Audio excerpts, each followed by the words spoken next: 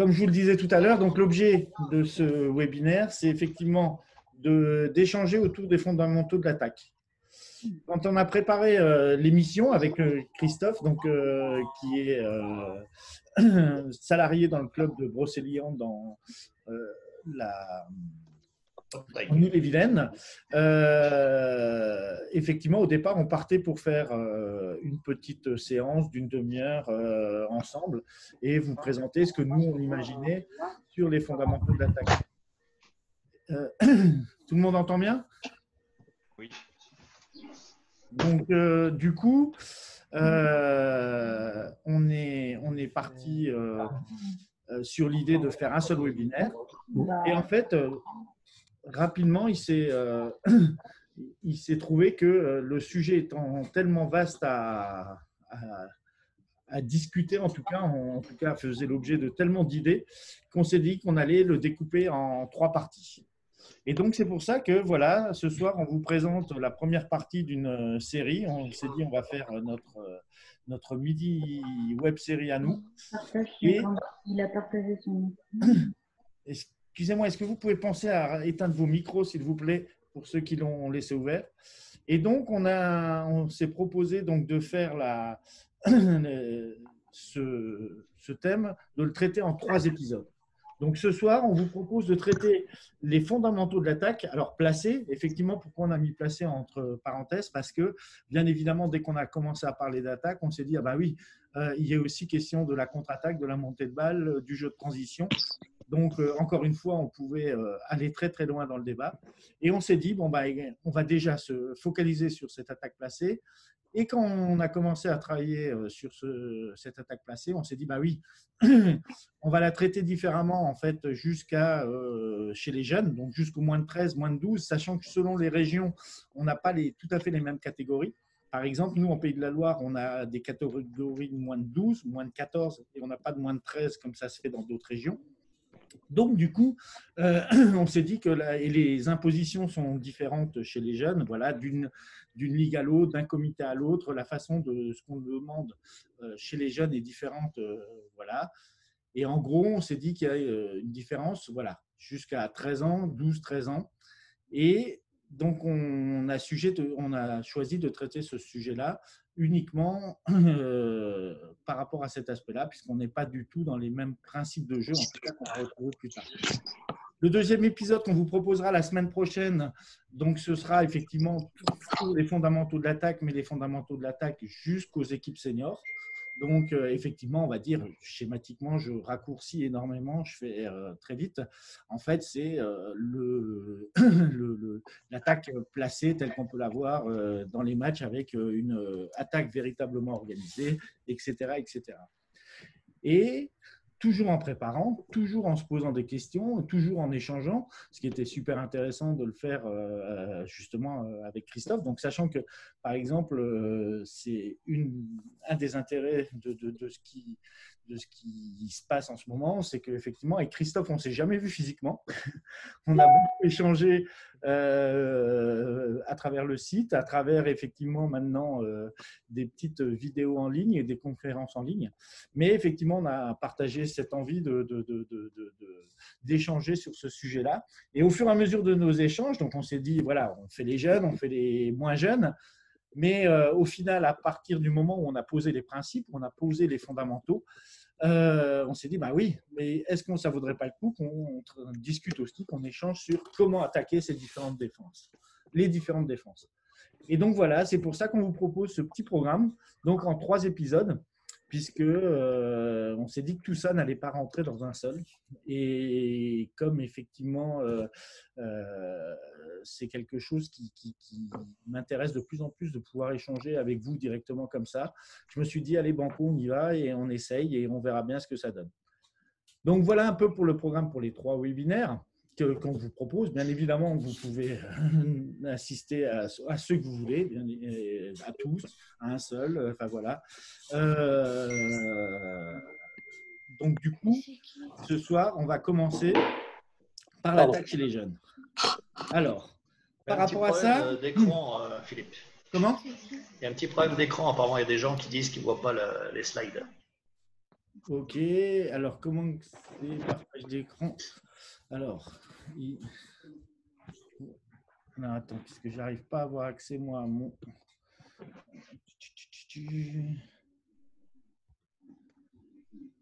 Non, je le remets, excusez-moi, hein, je refais le partage d'écran. Est-ce que c'est mieux comme ça ou pas? Voilà, c'est nickel. Là. Ok, excusez-moi. Donc, effectivement, je disais donc programme en 3 webinaires. Et donc, on attaque ce soir sur les jeunes. Sachant que c'est important de préciser ça, je voulais préciser ça en introduction avec vous, c'est que ce qu'on va vous présenter ce soir avec Christophe, bien évidemment, ce n'est qu'une vision, ce n'est absolument pas quelque chose de figé, d'officiel, de définitif, c'est une proposition.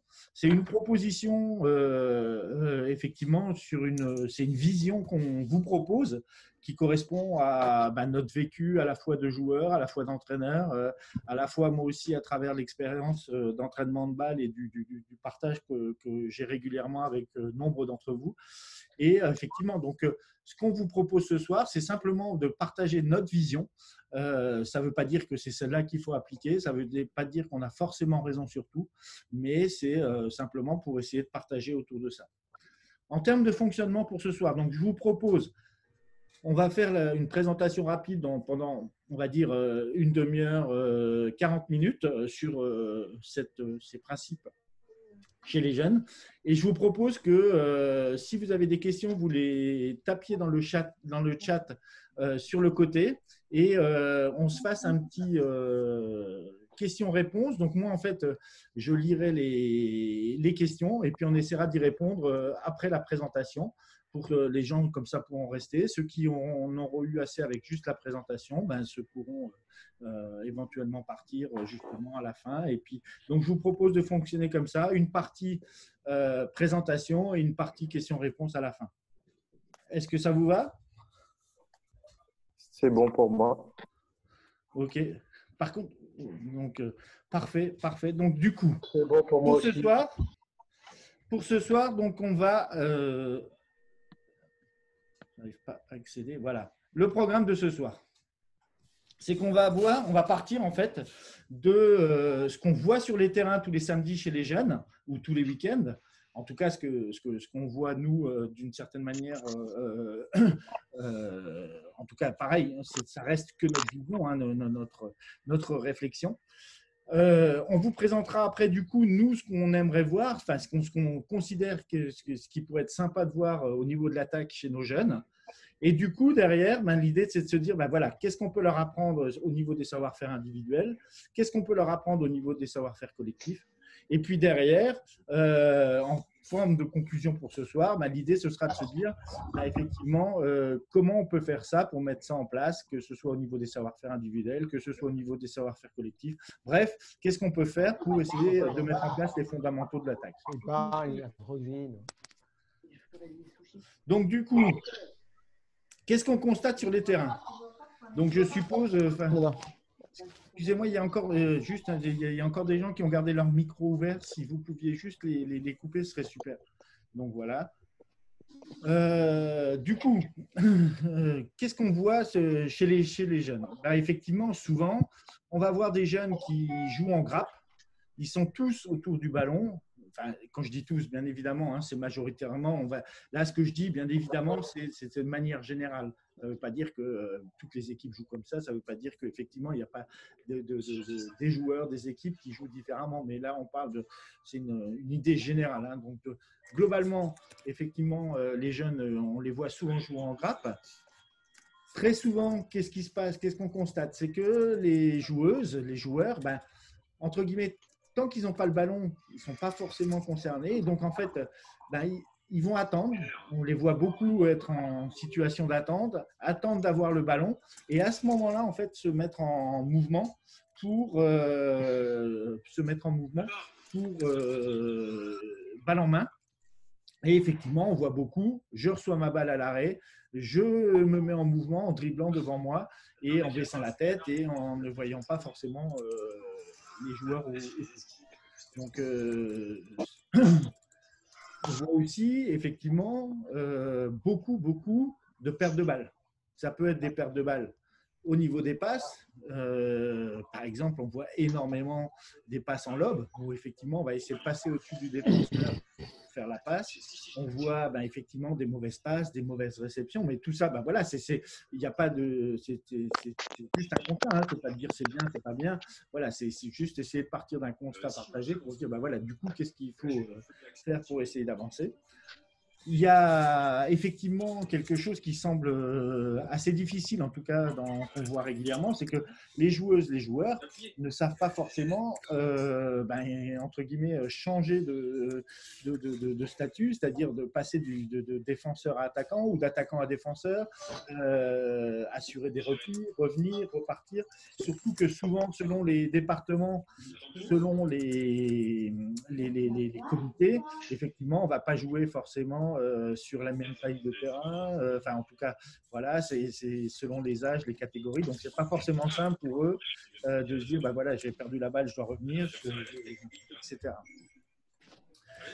Et effectivement, ça rejoint un peu le point que je vous avais présenté tout à l'heure, c'est que effectivement, on n'a pas toujours l'impression que tous les joueurs sur le champ soient concernés par l'action qui est en cours, soit concernés soit par les tacles, soit concernés par ce qui se passe. Et effectivement, on voit beaucoup de joueuses ou de joueuses qui effectivement ne savent pas forcément comment se positionner dans le jeu. Globalement, voilà ce qu'on s'est dit sur les grandes idées. Alors, on pourrait effectivement développer beaucoup plus, mais c'est vrai qu'on s'est dit, on s'est attaché sur le constat sur ces parties-là qui semblent les plus importantes, puisque c'est à partir de là qu'on va pouvoir rebondir. Alors, je ne sais pas, vous, est-ce que globalement, de manière globale, il y a toujours des choses qu'on peut adapter. Est-ce que vous partagez un peu ce constat-là? Est-ce que c'est quelque chose que vous voyez régulièrement les week-ends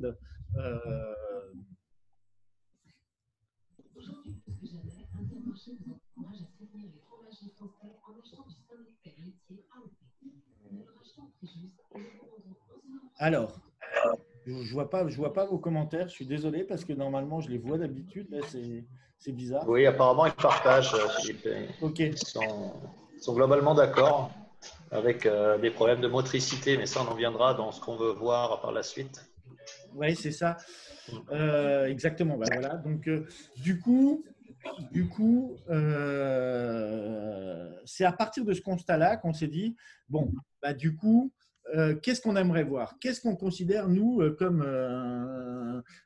ce qui devrait être une attaque, entre guillemets, ce que devraient être les attaques, sachant que l'idée générale, un peu de manière générale, c'est toujours de se dire, voilà, il y a ce qu'on aimerait voir si on avait les meilleurs joueurs du monde, ça c'est une chose, mais il y a aussi ce qu'on aimerait voir surtout, et c'est ce qui m'intéresse notamment à travers l'aventure une balle, c'est ce qu'on aimerait voir dans notre réalité à nous, c'est-à-dire qu'effectivement on ne choisit pas les meilleurs joueurs, loin de là. Tous les ans on a des débutants, même si on a des joueurs qui ont commencé en école de hand.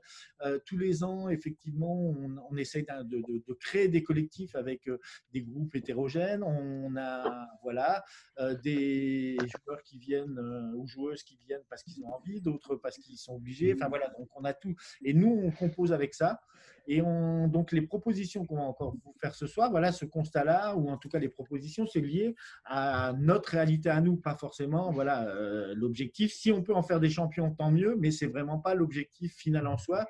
Mais c'est de se dire, voilà, qu'est-ce qu'on peut mettre en place, qu'est-ce qu'on voudrait voir, nous, avec les publics qu'on a. Donc, pour passer à cette étape-là, je vais repasser la parole à Christophe, qui, lui, va justement nous présenter ces parties-là. Donc, bonjour à tous.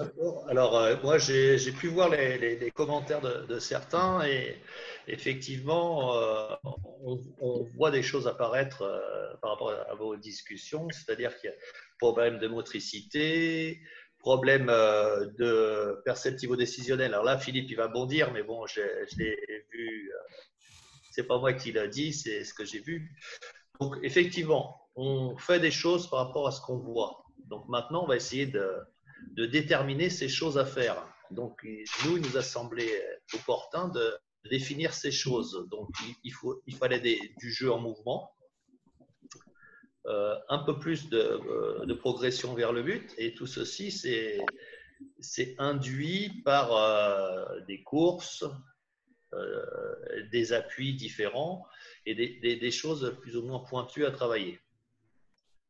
On a aussi observé que tout le monde n'était pas impliqué dans la même façon dans la construction offensive et que cette implication était souvent due à un manque de compétences. Alors souvent, par rapport aux motricités spécifiques, le dribble et la dextérité.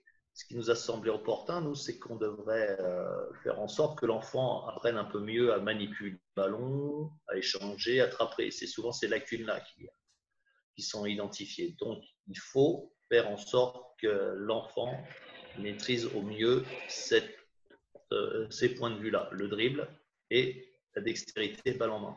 Donc, dextérité balle en main, ça peut être soit sur un temps arrêté et faire la passe avec ses partenaires, proche ou loin, et après être en capacité de tirer. Ça, on va dire, c'est un échange de balles autour de la zone par rapport à une défense organisée. Maintenant, il faut pouvoir accéder au but. Cette accession au but, elle se fait par aussi cette dextérité et aussi une capacité à aller au tir. Et pour pouvoir accéder au tir et tirer dans de bonnes conditions, il faut reconnaître l'espace le plus proche pour accéder au but. L'espace le plus proche, il n'est pas forcément le plus simple. Donc, il faut reconnaître l'espace le plus proche et le plus simple pour accéder au but. C'est ce qu'on appelle dans les instances fédérales les couloirs de jeu direct ou indirect. Et ça nous semblait compliqué à Philippe et à moi, ce terme-là. Donc, on préfère intervalle pour accéder au but, ce qui est plus, je veux dire, vulgarisé en termes et à la portée de tout à chacun. On sait que sur certains week-ends, on n'a pas que des entraîneurs formés. Et donc, on s'est dit qu'il fallait vulgariser le terme pour accéder au but. Donc, intervalle direct pour accéder au but, ça nous semblait un peu plus juste. Hein. Tu confirmeras, Philippe, que couloir de jeu direct ou indirect. Voilà. Ça y est, j'ai reçu les commentaires, donc c'est bon, je peux suivre. Excusez-moi hein, de cette petite aparté. Ouais. Merci d'éteindre vos micros, oui, effectivement, c'est puisqu'on leur demande. Et Christophe, juste, t'oublies pas de me dire quand je dois changer de slide. Hein. Ouais. Donc, dans les savoir-faire individuels, il nous semblait à travailler plusieurs choses. Donc, les appuis du joueur, les passes, bien sûr, puisqu'on a beaucoup de paires de balles en attaque, les dribbles et la dextérité balle en main. Et puis, bien sûr, ce qui va à la suite de tout ça, le dernier duel et donc le tir et éventuellement le duel tireur gardien. Voilà. Donc ça, c'est ce qui nous semblait le plus juste et le plus judicieux à travailler pour faire progresser ces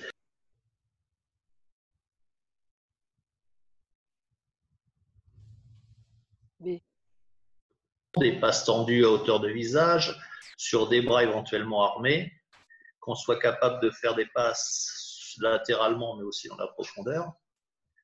Qu'au niveau des appuis, on a des enfants en capacité de s'arrêter balle en main en maîtrisant les 3 temps et les appuis à disposition pour soit s'arrêter, soit déborder, ou bien sûr traverser. Qu'il y ait une dissociation haut du corps, bas du corps, mais aussi gauche et droite. Qu'on arrive à avoir des enfants avec des épaules orientées dans l'espace, mais surtout en direction du but. Donc ça, c'est pour les appuis. Que l'enfant soit en capacité de dribbler et, si possible, des 2 mains avec la même qualité de dribble.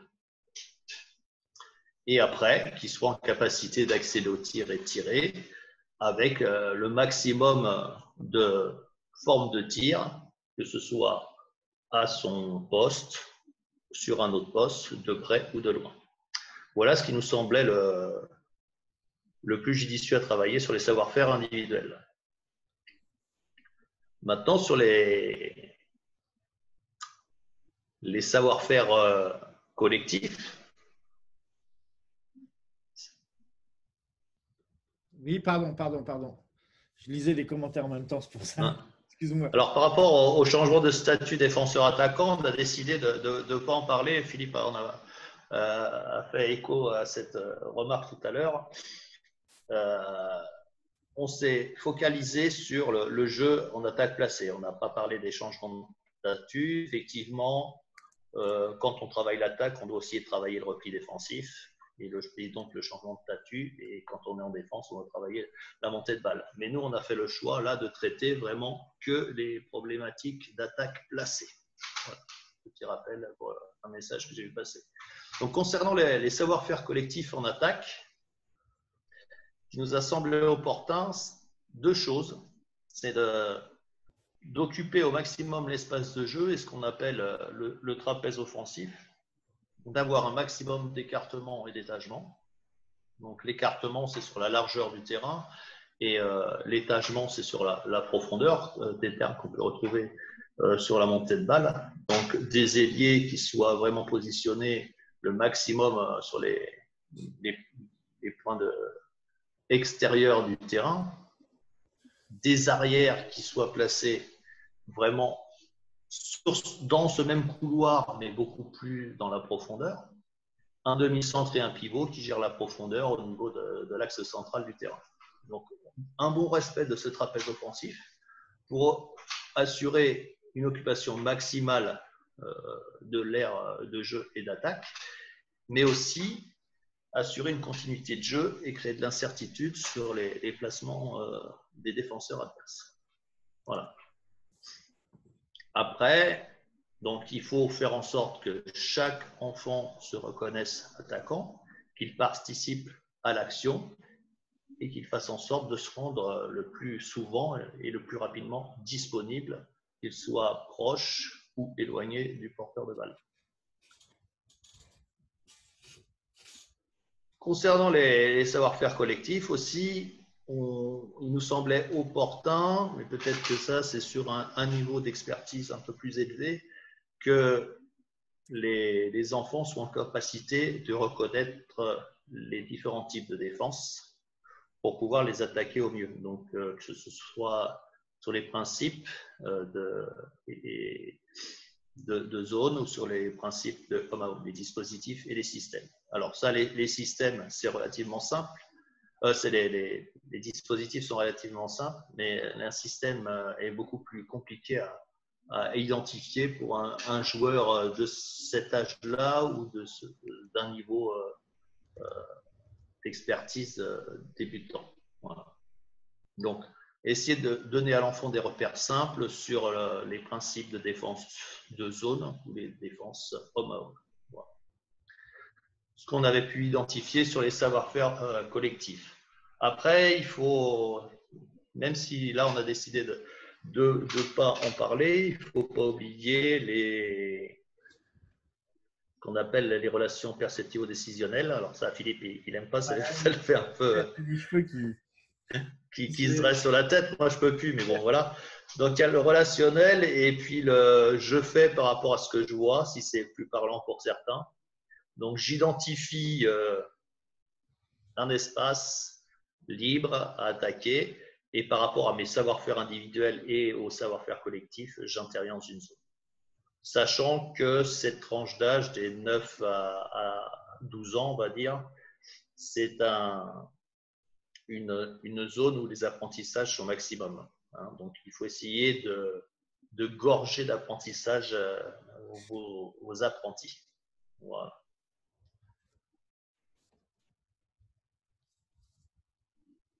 Sur ce qu'on peut dire sur les savoir-faire collectifs. Après, on peut intervenir sur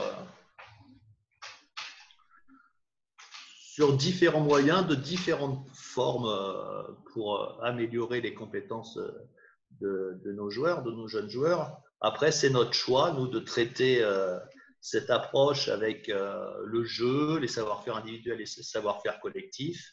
Après, dans les cursus fédéraux, on vous parle souvent de couloirs directs de jeu ou de crédit d'action. Mais ça se retrouve. Hein. Si Là, on vous a parlé d'espace à attaquer pour accéder au but.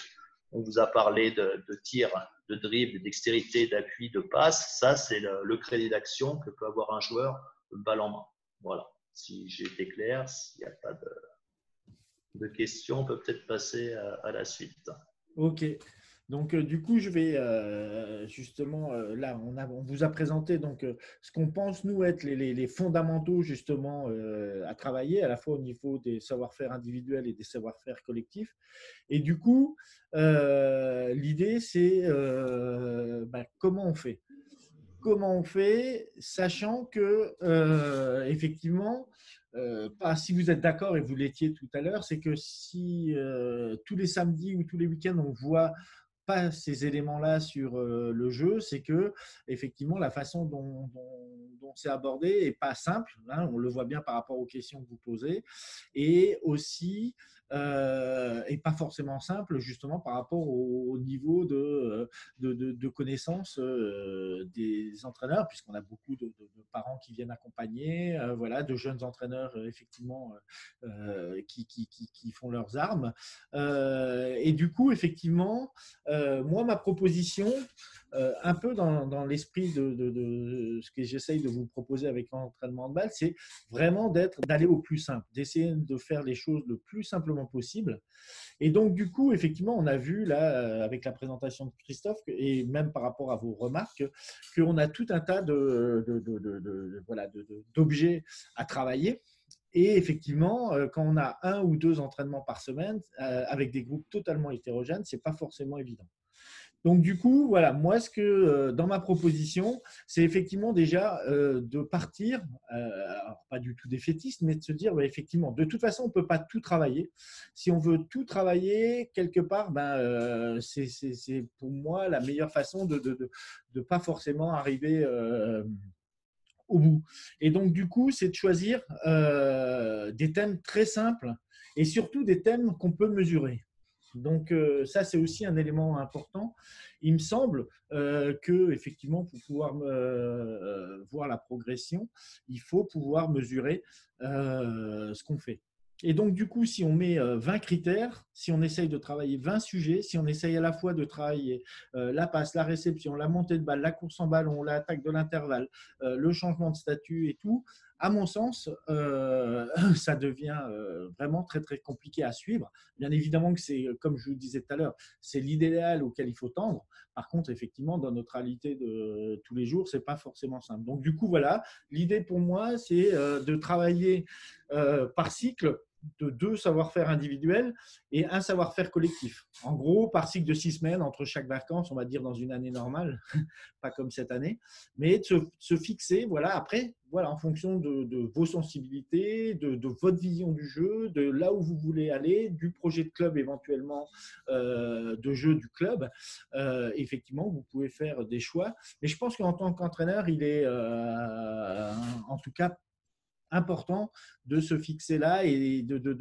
par contre, voilà, ça veut bien dire que vous ne travaillez pas forcément le reste, mais quand vous allez corriger ou essayer de faire progresser les gamins, c'est de leur dire, voilà, moi je me concentre par exemple sur la prise d'intervalle ou le jeu dans le couloir direct. Mais donc du coup, moi je vais me concentrer sur ces points-là, je vais essayer de faire progresser mes équipes sur ce point-là pendant 1, 2, 3, 4, 5 cycles en fonction de ce que vous voulez. Par contre, derrière, voilà, s'il n'est pas orienté, je peux faire la remarque de temps en temps, je peux l'expliquer de temps en temps, mais derrière, l'important, c'est qu'effectivement, moi, je vais surtout corriger cette prise d'intervalle, être pas fixé sur le défenseur, mais bien fixé dans l'espace libre entre 2 défenseurs. Bon, c'est un exemple, hein. Ce qui me semble important par rapport à ça, justement, pour toujours mesurer cette progression, c'est de faire des bilans en fin de séance, pardon, et d'évaluer la progression à la fin de chaque cycle en grille d'évaluation. Donc là, je vais vous montrer un exemple de ce que je pratique au niveau de mes collectifs. Donc, encore une fois, c'est qu'un exemple, mais l'idée, c'est de donner des pistes de réflexion et de se dire, voilà, comment on peut avancer par rapport à ça. Donc là, par exemple, dans les thématiques à choisir, voilà, moi, j'essaye de rester toujours très simple dans leur formulation pour que, effectivement, je puisse, entre guillemets, le partager avec les joueuses, les joueurs, le partager avec les parents, le partager avec les accompagnateurs éventuellement, que ce soit les coachs le samedi qui ne sont pas forcément toujours les entraîneurs, enfin, toutes les problématiques qu'on rencontre dans nos clubs. Mais voilà, par exemple, voilà, moi, ce qu'on peut choisir comme thématique, c'est bien sûr des exemples, c'est de dire, voilà, moi, je veux travailler sur le fait d'être dangereux. En dangereux, ça veut dire quoi? Je vais m'atteler juste à deux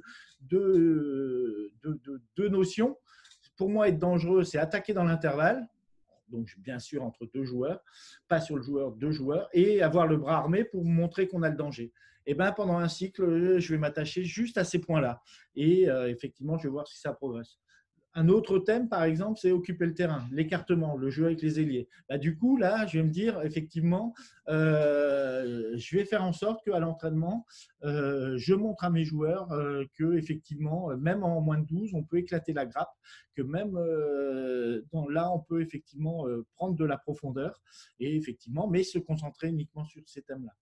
Se mettre en course en ballon, par exemple, ça peut être un autre thème. Assurer la continuité du jeu. Ou alors, par exemple, faire de la passe et de réception. Par exemple, je ne vais pas lancer le débat là, mais c'est vrai qu'on pourrait imaginer un débat autour de la répétition. Est-ce qu'on fait comme ça se pratique pas mal dans les pays nordiques, on va faire des séances entières passe-réception, par exemple. Voilà. Donc ça, c'est, en tout cas, l'idée générale est là pour moi, c'est que pour éviter de continuer à partager le constat qu'on a partagé ensemble tout à l'heure, c'est de se dire, bah voilà, fixons-nous 2-3 objectifs par cycle, des individuels, des collectifs, à vous de choisir, il y a tellement à faire. Mais par contre, justement, que sur ces objectifs-là, on puisse mesurer cette progression et puis être sûr d'avancer sur ces points-là. Donc voilà la proposition. À titre d'exemple, c'est juste un exemple, dans la fiche de bilan de séance, c'est celle que je mets en place dans les cycles qui existent sur entraînement handball, mais moi que j'utilise de toute façon. Donc voilà, je définis 3 objectifs de ma séance. Je regarde à la fin de la séance, est-ce qu'ils y sont arrivés ou pas. Et puis, vous voyez, c'est très simple dans les objectifs. S'engager, se désengager. Enchaîner des tâches pour les arrières. Alors là, j'ai pris, c'était sur des 14. Donc, je me suis trompé de fiche, mais c'est pour vous montrer que voilà, ça reste très simple, très basique, c'est mesurable. Voilà, donc 3 objectifs dans la séance. Et ce que j'ai mis en place, alors encore une fois, dans cet esprit de simplification et qui permet de suivre, c'est que voilà, j'ai mis une fiche de suivi où effectivement, par joueur, on peut mesurer dans l'année. Donc par exemple, voilà, savoir-faire individuel en attaque, j'en ai pris 4, 5 là. Donc du jeu sans ballon, ça, je me mets en mouvement sans avoir la balle. Je fixe dans les intervalles, je n'attaque pas sur le défenseur avec des termes clairs que je peux faire évaluer à n'importe qui autour du terrain, entraîneur, joueur, parent, efficacité au tir, engagement, joue vers le but et dangereux en profondeur, passe, qualité réception en mouvement, des éléments de savoir-faire individuel. Voilà, se placer entre l'attaquant et le but, bon, c'est pour la défense. Et donc, voilà, c'est un exemple. Encore une fois, ce que je vous disais en introduction, c'est simplement partager avec vous une vision de ce que peuvent être des fondamentaux pour de l'attaque pour ces jeunes catégories. Et voilà, une proposition aussi pour comment les travailler à l'entraînement, pour pouvoir les retrouver le samedi en week-end et puis essayer de sortir de ce constat à partir duquel on est parti. Donc, voilà, j'arrive au bout, moi, de la présentation. Donc là, l'idée, c'est effectivement de travailler en questions-réponses par rapport à tout ce qu'on vous a présenté et puis de voir effectivement derrière, d'essayer de répondre à vos questions, d'essayer d'échanger justement, puisque c'est quand même un des points les plus importants, c'est effectivement d'échanger autour de tout ça. Bon, pour rebondir à ce que tu disais, Philippe, moi je me suis permis de lire les messages pendant que tu parlais, et donc il y a beaucoup de gens qui intervenaient par rapport aux prérogatives de jeu qu'ils ont dans leurs différentes ligues. Et nous, on a décidé de ne pas s'étaler là-dessus, puisque effectivement, selon les ligues dans lesquelles vous évoluez, les prérogatives de jeu sont différentes. Ce qui n'empêche que nos critères, nous, qu'on a voulu dans la construction des joueurs, peuvent être appliqués et sont applicables sur toutes les prérogatives de jeu, que ce soit avec un joueur avancé, comment attaquer une défense avec un joueur avancé, comment attaquer avec 6 joueurs autour de la zone, comment attaquer quand on est sur du grand espace avec de la défense au homme. Tous les critères que nous avons proposés sont transférables. Le jeu en mouvement, la dextérité, la passe, les appuis, tout ça, la dangerosité du porteur de balle, tout ça, bien sûr, est transférable, quelles que soient les défenses que vous attaquez par la suite.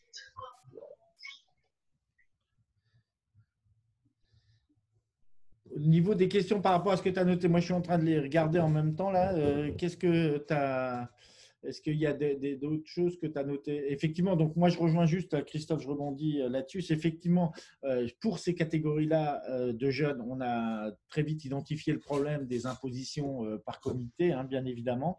Et sachant que justement, c'est juste un rebondi, une redite, excusez-moi, peut-être encore plus mal que Christophe, mais c'est voilà, c'est l'idée de travailler sur ces fondamentaux-là. C'est que de toute façon, les fondamentaux qu'on vient de vous proposer, c'est des fondamentaux qui, à notre avis, nous semblent voilà, fonctionner dans n'importe quel type de défense et d'imposition.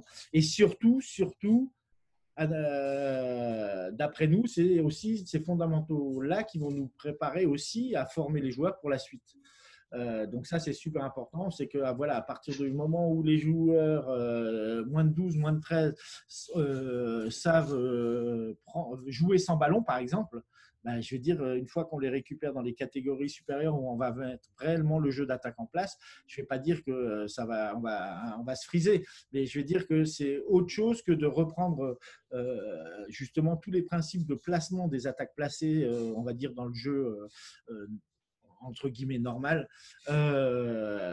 Si on peut directement partir avec ses savoir-faire acquis, par exemple le jeu sans ballon et le jeu dans l'intervalle qui effectivement fonctionne très bien chez les jeunes, je veux dire c'est autant de temps de gagner dans les catégories supérieures et puis surtout du temps gagné sur lequel on va pouvoir travailler d'autres choses qui font partie des fondamentaux de l'attaque pour les plus grandes catégories, enfin, que ce soit les 14, les 16, les 18 et les seniors, quoi. Mais bon, ça on en discutera aussi la semaine prochaine. Mais voilà, donc voilà, c'est pour ça qu'on a fait l'impasse sur les impositions, c'est de se dire, voilà, si on maîtrise effectivement la course en ballon, si on maîtrise l'écartement, si on maîtrise le fait de jouer entre deux défenseurs, alors effectivement, là encore une fois, ce soir on a fait des choix, mais si on maîtrise le fait d'aller vers le ballon quand on essaye de recevoir une balle, ça peut permettre aussi d'éviter les pertes de balles, etc., etc. Donc, au niveau des questions, Christophe, il y a… Moi, je ne vois pas la totalité de l'énoncé de la question, donc j'en ai noté une, deux même. Il y a comment gérer le manque d'implication de certains joueurs, et j'ai vu passer des réponses qui me semblaient moins pertinentes. Donc, comment gérer le manque d'implication? Alors, il y a sur des séquences d'entraînement, il y a la possibilité de faire comme nous on fait sur les plateaux moins de 9, faire du handball à 4. Donc là, on se retrouve avec un temps de possession de balle qui est plus réparti et il y a moins de joueurs mis à l'écart. On peut aussi, comme nous on le fait sur les moins de 11 en Bretagne, quand on a un joueur qui surnage un peu dans la catégorie, on a obligation, nous, de le faire sortir du terrain quand il marque. Alors bon, ça a des effets pervers parce qu'il y a certains joueurs qui ne veulent plus marquer. Mais ça permet de faire rentrer, d'impliquer un peu plus des joueurs qui seraient en retrait du groupe. Il y a sûrement d'autres solutions. Là, je ne vois pas. Peut-être que vous en avez. J'ai vu une question passer sur… super intéressante. Enfin, il y en a deux là, si tu veux, que je voulais justement prendre le relais, en tout cas te les poser, que j'ai trouvé intéressantes. C'est que effectivement, Mathieu demande effectivement si l'éclatement de la gratte passe pas d'abord par une amélioration de l'organisation collective sur le grand espace. Oui, tout à fait. Mais alors, pour organiser cette occupation de l'espace, il faut développer ce qui est primordial à cet âge-là, c'est donc je vois et j'agis par rapport à ce que je vois, le perceptif décisionnel. Mais pour pouvoir agir, il faut avoir des savoir-faire individuels. Et donc, c'est ces savoir-faire que nous, on a identifiés plus tôt. Voilà. Et j'espère que ça répond un peu à ta question, Mathieu. En tout cas, là, moi, je vais répondre à la question de Marc il y a un intérêt à faire jouer les joueurs sans dribbler. Alors, ça, c'est mon dada. Effectivement, je pense qu'on ne sera pas tout à fait d'accord avec Christophe, mais c'est ça qui fait la richesse de nos échanges. C'est qu'effectivement, moi, même dans toutes mes équipes, quel que soit l'âge, en fait, je pars du principe que le dribble est naturel et que tous les joueurs, quand ils reçoivent une ballon de n'importe quelle taille, de n'importe quel diamètre, vont se mettre à dribbler naturellement. Donc, du coup, moi, j'ai interdit le dribble, sauf le dribble pour effectivement partir en montée de balle tout seul s'il n'y a personne entre le joueur et le but. Donc, effectivement, c'est un choix pour pouvoir aider les autres joueurs à se mettre en mouvement et justement là aussi à pouvoir être justement cet élément-là, se mettre en mouvement sans ballon. C'est primordial si on joue sans dribble. Donc effectivement, moi je favorise tous mes jeux d'échauffement. En fait, je fais jouer énormément mes équipes à travers de nombreux jeux. Et en fait, tous les jeux, je les propose sans ballon, avec des contraintes justement, pas sans ballon, sans dribble, pour qu'effectivement ils apprennent à se mettre en mouvement sans ballon. Mais voilà, je sais que là-dessus, de toute façon, là aussi, c'est qu'une vision et que tout le monde n'est pas forcément d'accord avec ça, bien évidemment, et c'est ça qui fait la richesse du truc.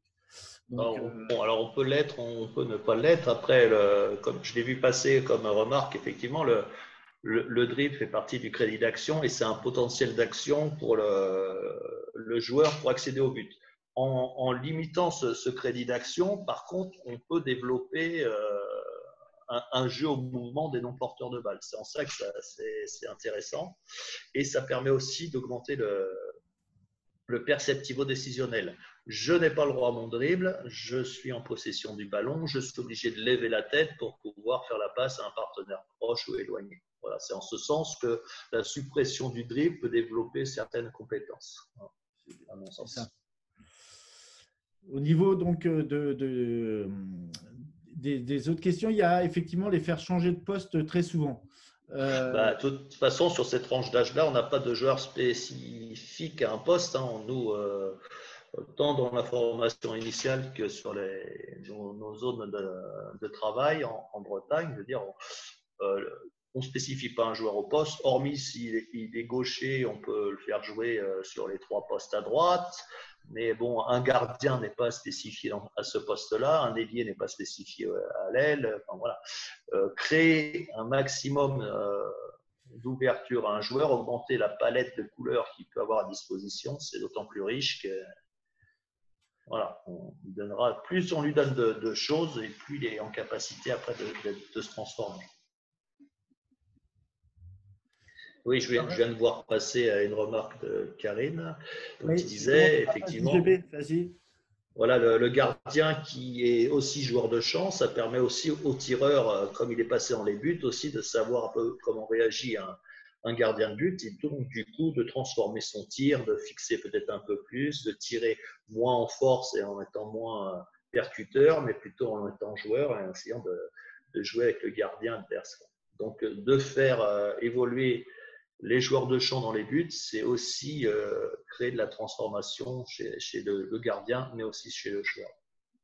Et sachant que, alors là, c'est juste pour l'anecdote, mais c'est vrai que en fait, d'intégrer le gardien de but, comme le propose Karine, effectivement, qui est le premier à changer de statut, on est tout à fait d'accord. Mais c'est qu'effectivement, ça peut même avoir des répercussions plus tard, puisqu'on peut même imaginer, mais ça, c'est pour divulguer un peu le programme de la semaine prochaine, pourquoi pas des 7 contre 6 avec le gardien. Mais non, c'est juste pour l'anecdote et titiller un peu. Donc voilà. Au niveau des questions, tiens, donc c'est pas fait exprès, mais Kevin effectivement rebondit là-dessus. Utiliser le 7 contre 6 chez les jeunes afin de travailler. Alors moi, je vais répondre directement. Personnellement, moi, j'y vois pas forcément d'intérêt. Par contre, qu'est-ce que tu en penses, Christophe? Moi, créer d'office une situation de surnombre, oui, à l'entraînement, mais on peut jouer à 6 contre 5, on n'est pas obligé de mettre en place déjà 7 contre 6. Ils ont déjà du mal à reconnaître des espaces à attaquer, donc si on fait une concentration de joueurs encore plus importante, c'est un problème qu'on augmente. Par contre, effectivement, oui, sur des temps d'entraînement, et ce qui est intéressant, quand on veut travailler l'attaque, on renforce la défense et vice-versa. Donc, on peut soit mettre en situation facilitante, attaquer à 4 contre 3, mais aussi, si ça marche bien, on peut mettre 3 défenseurs et puis 4 défenseurs et 3 attaquants, et puis auquel cas c'est plus compliqué, mais peut-être se mettre en situation facilitante à l'entraînement en jouant du 4 contre 3, soit sur un quart de terrain à droite ou un quart de terrain à gauche, ou un 4 contre 3 centré, et là on va développer des compétences qui après il faudra bien sûr recontextualiser dans du jeu global ou à égalité numérique. Mais effectivement, le handball, c'est créer, exploiter une supériorité numérique. Donc, il faut faire en sorte de se retrouver dans cette situation. Mais si on a juste à l'exploiter, ça peut être un premier temps de travail. Après, il faudra apprendre aux enfants à la créer pour pouvoir l'exploiter correctement. Oui, oui, et puis sachant que, voilà, donc de toute façon, là, par rapport, en tout cas, si on revient, nous, à notre thème initial qui sont les fondamentaux, effectivement, avant de passer au 7 contre 6, de toute façon, enfin voilà, enfin, moi, en tout cas, pour ces catégories-là, j'y vois pas d'intérêt, mais effectivement, il y a toutes les situations en surnombre standard, on va dire, qu'on peut déjà travailler bien avant tout ça. Et effectivement, il me semble, en tout cas, c'est le postulat, enfin, ou en tout cas, le postulat de départ, c'est que effectivement, à nos niveaux, avec des joueurs hétérogènes qui jouent, enfin voilà, qui débutent et tout, effectivement, on peut pas, à mon sens, enfin voilà, l'idée, c'est effectivement, il y a des choses super intéressantes à travailler, mais on peut pas tout travailler, quoi. Donc, c'est vraiment là, en tout cas, la proposition qu'on vous fait, c'est de se dire, voilà, on se concentre sur les 4-5 fondamentaux essentiels pour pouvoir mettre les joueurs en mouvement, en tout cas les préparer à la fois dans leur futur de handballeur et puis surtout, voilà, de les mettre en mouvement, quoi.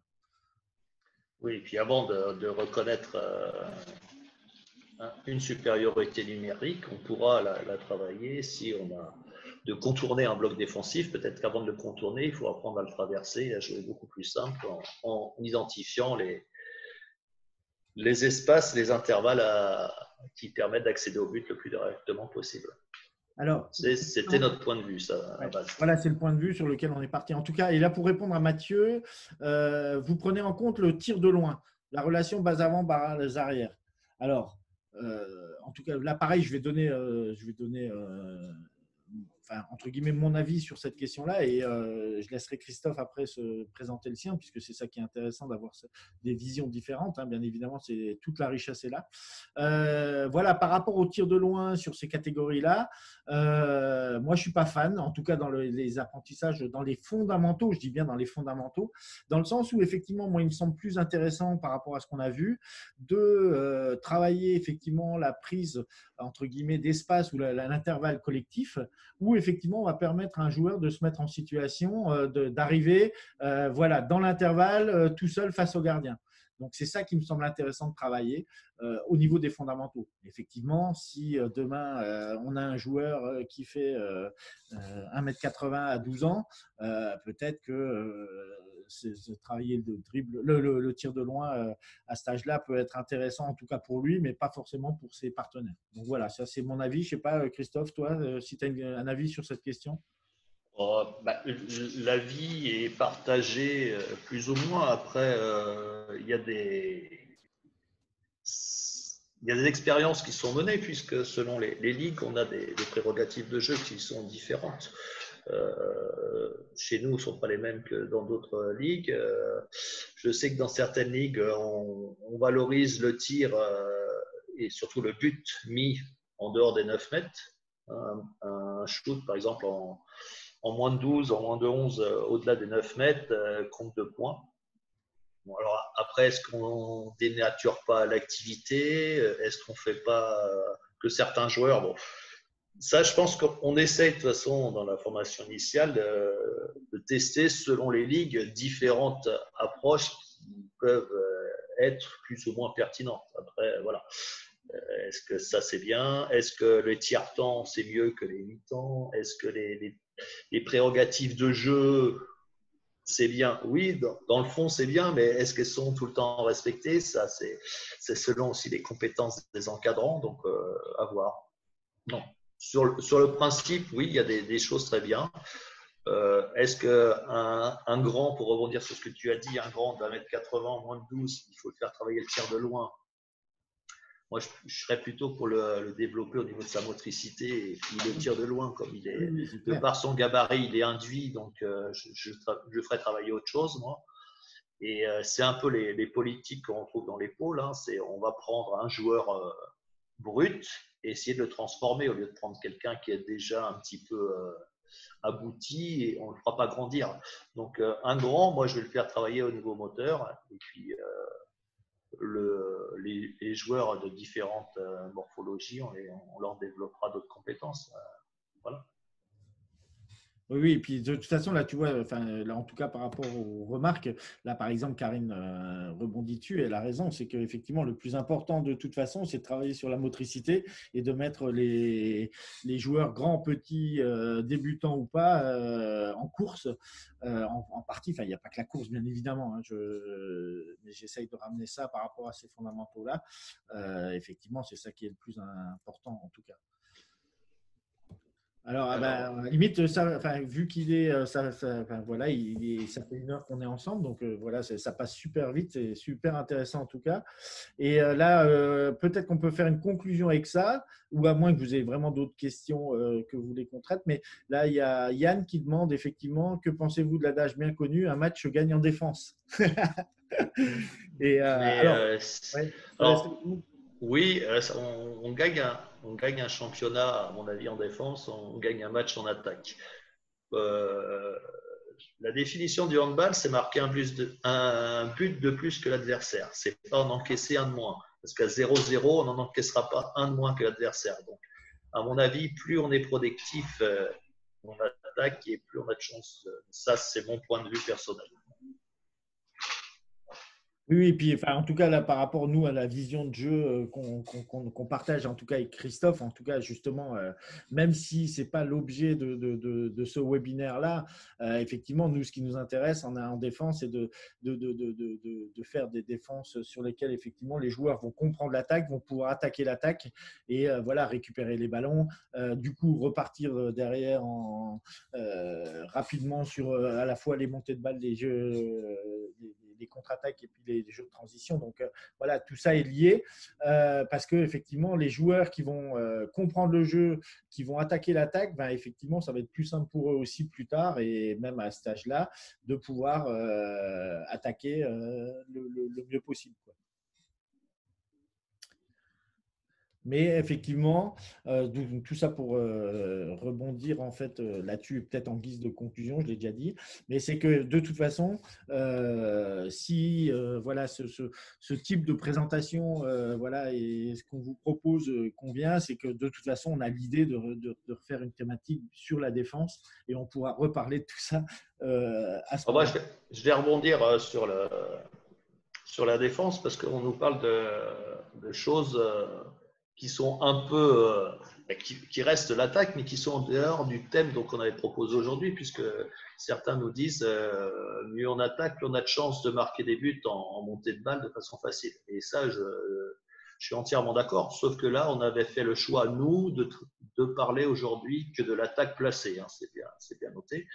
Effectivement, moi, quand je suis en défense, je ne défends pas, j'attaque l'attaque. Et pour récupérer le ballon et justement projeter le plus rapidement possible sur de la montée de balle et marquer des buts en situation où on n'a pas un front défensif reconstruit.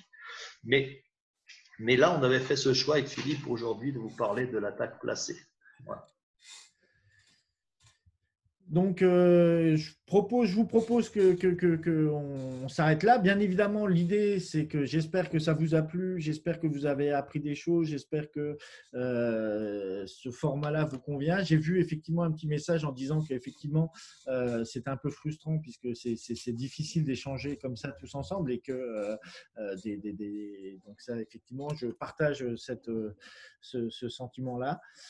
Par contre, derrière, ben voilà, l'idée, c'est, j'espère qu'on va se retrouver la semaine prochaine semaine. Et puis surtout, entre-temps, si vous avez des idées d'amélioration, des suggestions, voilà, de tout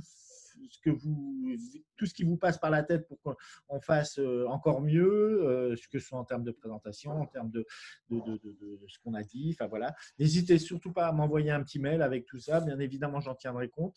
Et puis, on va essayer de s'améliorer au fur et à mesure. En tout cas, merci beaucoup à vous. Vous étiez, voilà, la salle était complète. Merci à vous. Alors, c'est vrai que je suis limité à 100, je suis désolé, mais j'espère que ça va s'améliorer avec le temps. Et puis, je vous souhaite une bonne soirée à tous. Surtout, portez-vous bien par les temps qui courent. Et puis à très, très vite. Encore merci de votre confiance et de votre intérêt. Et puis, je vous dis à mardi prochain. Christophe? Ben, moi, je me joins à toi pour leur souhaiter la santé et puis le courage.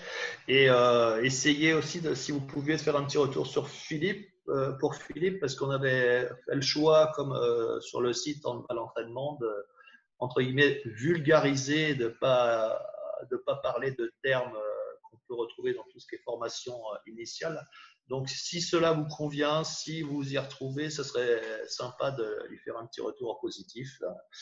Hein, pour tout ce qui est couloir direct de jeu, on a mis de côté. Tout ce qui est perceptivo-décisionnel, on a mis de côté. Sur les effets, les objets, les outils dans une situation, on a mis de côté. On est resté sur des termes beaucoup plus abordables et c'est ce qui nous semblait le plus pertinent ce soir. Donc, si vous pouviez nous mettre un petit commentaire à ce sujet, ce serait sympa. Et pour finir, je vous souhaite une bonne soirée et en espérant vous retrouver la semaine prochaine en pleine forme.